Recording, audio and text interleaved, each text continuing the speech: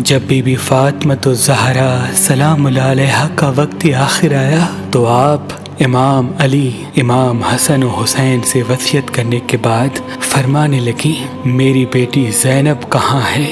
آپ کی عمر اس وقت تقریباً 3-3.5 سال کی تھی۔ تو یوں چھوٹی سی بی بی زینب سلام اللہ علیہا اپنی ماں بی بی فاطمہ کے حجرے تک آ پہنچی۔ بی بی فاطمہ نے فرمایا، اے زینب، میرے بابا حضرت محمد مصطفیٰ صلی اللہ علیہ وآلہ وسلم کو اللہ نے 5 کفن جنت سے عنایت کیے جو میرے بابا نے مجھے دیے، جس میں سے 1 کفن میرے بابا کا تھا اور 4 کفن میں تمہیں دینا چاہتی ہوں، لیکن کون سا کفن کس کا ہے؟ زینب یہ یاد رکھنا۔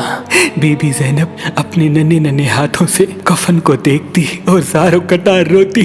بی بی فاطمہ زہرا نے فرمایا، زینب یہ دوسرا کفن میرا ہے۔ کچھ دن بعد تیرے بابا علی جب زاروں کتار رونے لگے تو سمجھ جانا تمہاری ماں اس فانی جہاں سے رخصت ہو گئی، اور اپنے بابا کو یہ میرا کفن دے دینا۔ اور اے زینب، یہ تیسرا کفن تیرے بابا علی کا ہے۔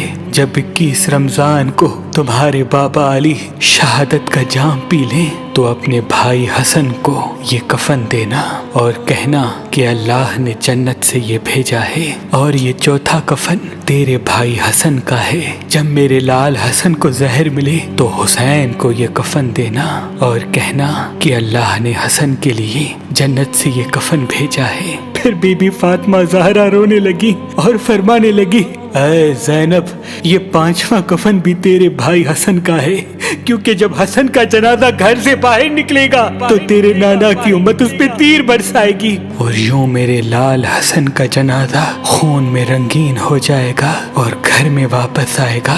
تب اے زینب، یہ 5واں کفن بھی حسین کو دینا کہ وہ حسن کا کفن تبدیل کر دے۔ اتنے میں بی بی زینب زاروں کتار رو کے کہنے لگی، اے میری ماں، میرے بھائی حسین کا کفن کہاں ہے؟ بس جیسے ہی بی بی نے یہ کہا تو بی بی فاطمہ زہرا زاروں کتار رو کے فرماتی ہے، اے زینب، تیرے بھائی حسین کو 3 دن کا بھوکا پیاسا کر کے کربلا کے میدان میں شہید کیا جائے گا۔ اس کی لاش پہ گھوڑے دوڑائے جائیں گے، اس کو بے گور و کفن زمین کربلا پہ بکھیرا جائے گا۔ اے زینب، میرے لال حسین کو کفن دینے والا کوئی نہ رہے گا۔ 3 دن بعد میرا لال حسین بغیر غسل و کفن تدفین کیا جائے گا۔ سلام ہو امام حسین کی غربت پر، سلام ہو بی بی زینب کے صبر پر، سلام ہو ان بیویوں کی اسیری پر جو کوفہ و شام قید ہو کر اللہ کے دین کے لیے پھرتی رہی۔